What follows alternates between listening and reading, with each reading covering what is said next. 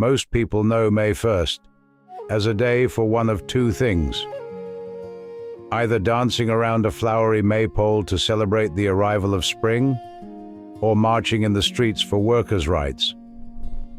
But have you ever wondered how we ended up with two completely different holidays on the same day? Today, we're peeling back the layers of history to explore the ancient roots of May Day. To understand the political side of May Day, we have to travel back to the late 1800s. The Industrial Revolution is in full swing. Machines are running 24/7, and the people running those machines, men, women, and even children, are working under brutal conditions. In the United States, the standard workday was 10 to 16 hours long, 6 days a week. Conditions were dangerous, pay was meager, and there was zero job security. By the 1880s, the labor movement had reached a breaking point.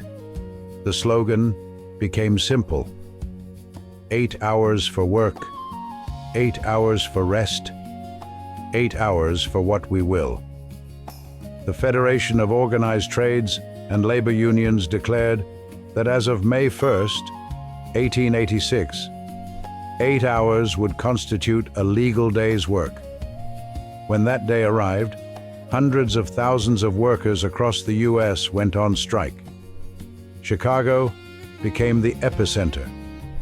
On May 4th, a rally was held at Haymarket Square to protest police brutality against strikers. It started peacefully, but as the rain poured and the crowd thinned, a group of police moved in to disperse the remaining protesters. Suddenly, someone threw a dynamite bomb into the police ranks. Chaos erupted. Police opened fire, and in the confusion, people died on both sides. This event, known as the Haymarket Affair, became a global turning point. The event was a tragedy, but it sparked an international movement.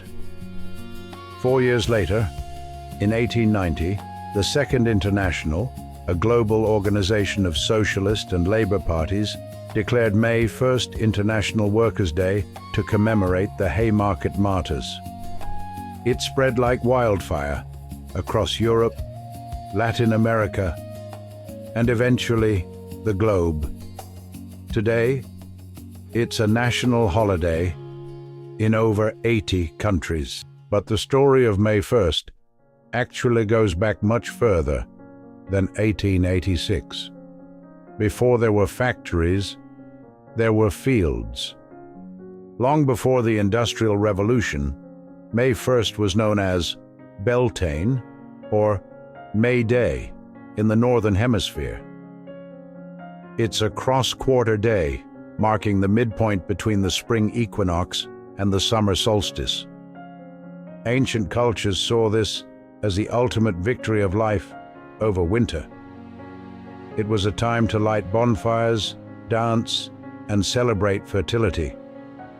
When Christianity spread through Europe, many of these local customs were woven into the calendar. The maypole, a tall wooden pole decorated with ribbons, is a remnant of those ancient rituals. It's essentially a giant symbol of growth and the renewal of the earth. So, how do we reconcile these two very different May Days? On one hand, you have an ancient festival of joy, flowers, and the return of the sun.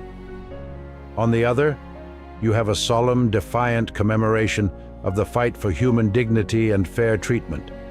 In many ways, these two sides aren't as far apart as they seem. Both are about the cycles of life. The ancient festival celebrates the Earth's renewal, while the modern labor holiday celebrates the renewal of human rights and the power of collective action to improve our daily existence. Whether you view May 1st as a nod to the ancient cycle of the seasons, or as a testament to the hard-won rights of the global workforce, its history is undeniable. It is a date that reminds us that progress is rarely given, it is earned.